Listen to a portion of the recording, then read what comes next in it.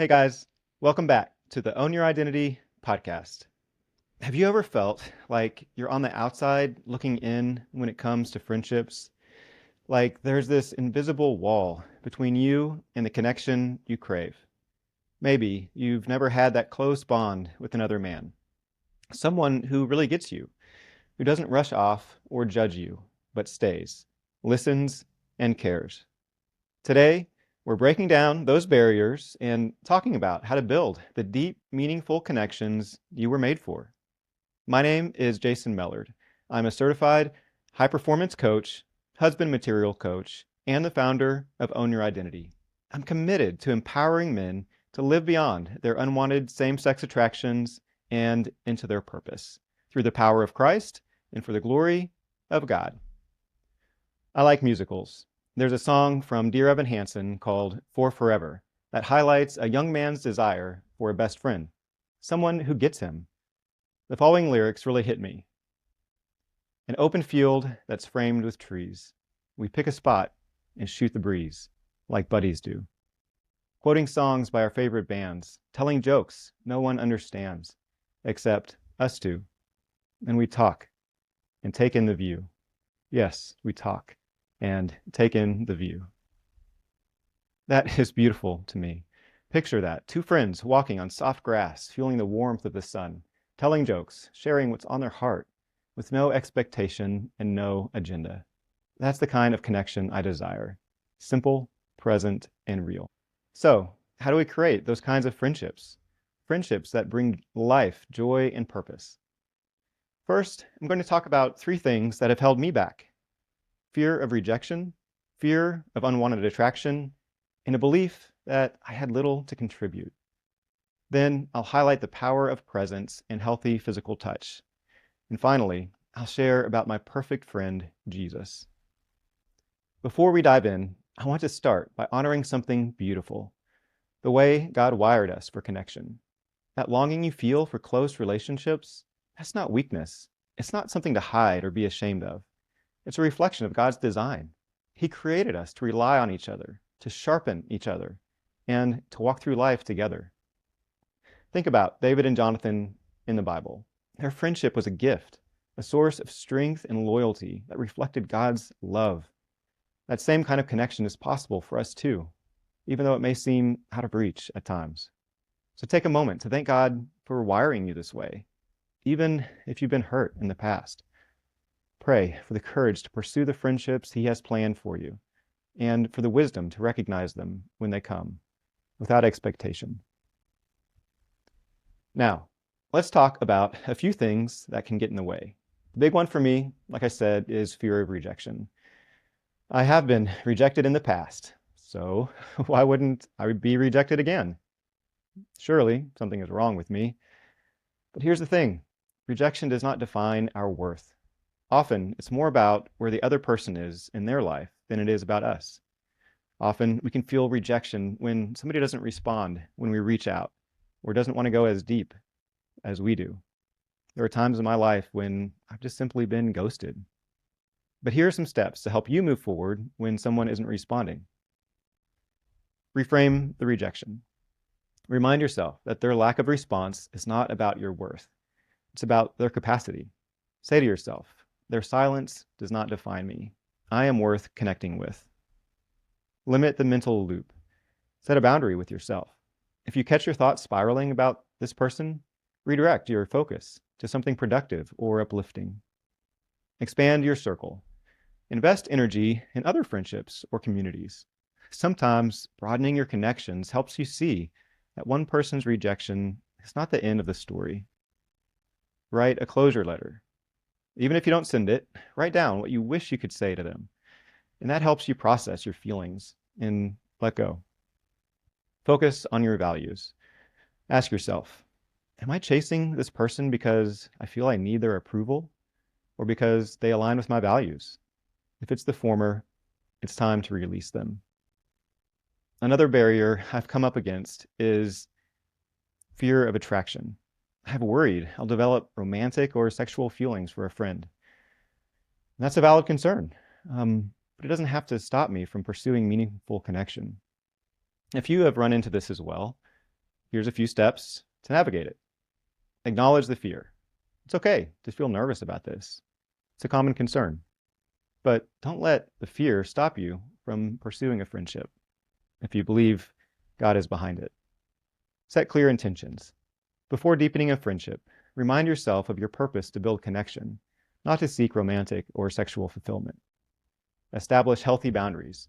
Be mindful of the time spent alone or overly intimate conversations if they might blur the lines for you. Process temptation with curiosity. Instead of shaming yourself, ask, what is this feeling trying to tell me? Is it about loneliness, admiration, or something else? Understanding the root can help you manage it. Stay accountable. Share your concerns with a trusted mentor or coach who can help you navigate these feelings without judgment. And here's a third belief that has held me back. I've told myself, I don't have much to offer in a friendship. Many times I have been silent, obsessing over the fact that I could think of nothing to say or that I had no common ground, especially if I was afraid they'd want to talk about sports.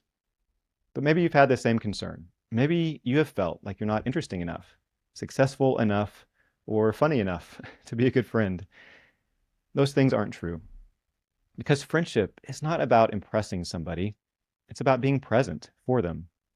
Remember the idea of just talking and taking in the view? It's about showing up, listening, and caring. You don't need to have all the answers to be the life of the party. You just need to be willing to give your time, your attention, and your heart. And the truth is, you do have something to contribute. Your experiences, your perspective, your encouragement, and much more. These are gifts that only you can offer. So let go of the belief that you're not enough, and instead ask yourself, how can I serve this friendship? How can I show up for this person in a way that makes their life better? When you shift your focus from what do I lack to how can I give, everything changes. You want to be somebody that walks into a room and says, oh, there you are. You stop worrying about not being good enough, and you start becoming the kind of friend you've always wanted to have. So we've talked about some things that can hold us back. But what about how we can create deep friendships? I'll give you a simple answer. Presence. Presence is the heart of friendship. It's not about doing something extraordinary. It's about being there, fully present and fully engaged. Here are some ways to cultivate greater presence in your friendships. Schedule intentional time together. Make it a priority to set aside time for your friendships. Whether it's a weekly coffee, a walk, or a quick call, consistency builds trust and connection. My best friend Ross and I have very full lives. We don't chat often, but every Tuesday night we get on the phone and share our hearts and pray for just 15 to 20 minutes. And that intentionality and consistency is huge for me. Practice active listening. When your friend is speaking, focus entirely on them. Nod, maintain eye contact, and reflect back what you hear to show that you're fully engaged. You guys know this, but often what we think is common sense is not always common practice. I have a hard time not thinking about myself or the next thing I'm going to say when I'm talking with somebody. So it's a discipline and a practice that will reap huge rewards. Ask open-ended questions. Go beyond surface level conversation. Ask things like, what's been on your heart lately? Or my favorite, what's something that you're excited about right now? Celebrate their wins. This is a great one. Be the friend who notices and celebrates their progress, no matter how small. A simple, I'm proud of you, can mean the world. When I hear that from my wife, I just melt. Be present in the mundane. Sometimes it's not about doing something big. Offer to run errands together, help with a project, or just sit and talk. Presence is about showing up, even in the small things. Presence is the foundation of connection. It's what makes a friendship feel alive and meaningful. So, how can you bring more presence into your friendships this week? And when you're present with a friend, isn't it great to get a hug? Let's talk for a minute about healthy physical touch. For so many men, this is a craving that they might not even realize. A pat on the back, a hand on the shoulder, a hug. These small gestures carry so much weight. It's what they say, it's what they communicate. They say, I see you, I'm here for you, you matter. I want to hear those things. Think about it. When was the last time you gave a friend a real hug? Physical touch is a way to break down walls and build trust. It can feel uncomfortable or unfamiliar, but start small. It's not about forcing anything, it's about being intentional and open to connection. Remember, physical touch is not just about the act itself, it's about the message it sends. You're valued and you're cared for. You want to communicate that to others, so it's worth the risk. Several months ago, I sat with a best friend for coffee. I shared my fears about the work I was doing regarding SSA. I asked him, am I crazy? Do I need to just stick to architecture? What if I'm discriminated against for the work that I feel called to? Do I have what it takes? He took my hands in his and looked me in the eye. For 5 full minutes, he held my hands in his and he affirmed the direction that God was leading me. He talked about my personality, my talents, my passion, and the healing work that God has done in me. Jason, he said, this is exactly what you're called to do. You're my hero, and I want to cheer you on as you partner with God in this. And I couldn't doubt his words when his touch and gaze confirmed it. But finally, I want to say that when I look at a friend, I want to receive a smile. I want to be certain that I will get a look on somebody's face of love. It is a deep desire. Recently, I experienced pain from a friend. My heart was hurt, and I had to lower my expectations of him for a time to protect my heart. In my hurt, what I wanted most was to look upon someone's face whom I was certain would smile. I received that from many people, but that experience really impressed upon me my deep desire to look at someone and see that they're happy to look back at me, always, no matter what. And I knew in my head that Christ was the only person I could be 100% certain would always do that. But honestly, even after all the recovery work I've done in my life, I still didn't feel 100% certain.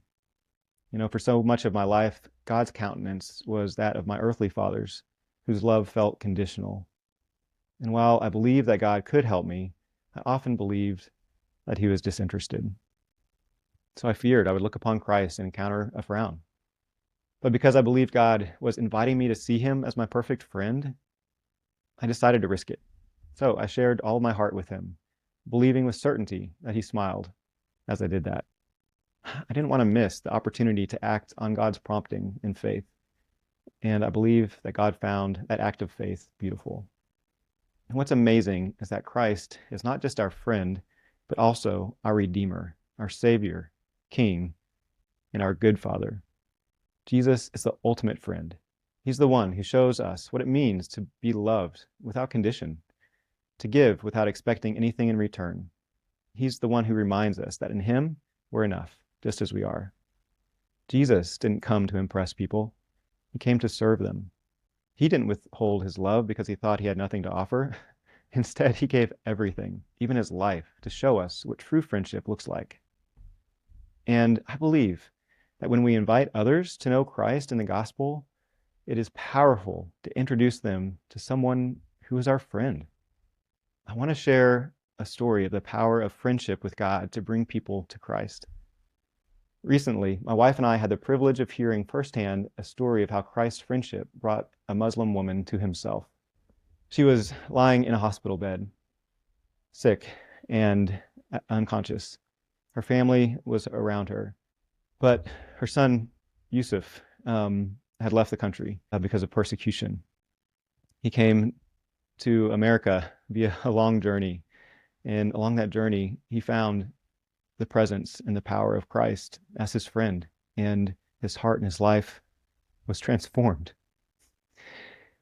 And as his sister was sitting next to his mom in that hospital room, finally she woke up. And the first thing that she said was that she had a dream of a man that was dressed in white, bright as the sun. And she asked him, "Who are you?" And he said, "I'm Yusuf's friend." the first words that she heard from Christ about who he was that he was a friend of somebody she deeply cared about. I would love for Christ to introduce himself to someone as my friend. So as you think about building friendships, remember this. You don't have to be perfect. You don't have to have it all together. You just have to show up, be present, and seek to love the way that Jesus loves. If you're feeling like you're not enough, hear this. You already have the ultimate friend in Jesus. He's with you, he's for you, and he's never letting go. Christ wants to walk with you, talk with you, and together, simply take in the view. I want you to know that you are not defined by the acceptance of others. You are defined by the one who calls you his. You've got this, and God's got you. I'll talk with you soon.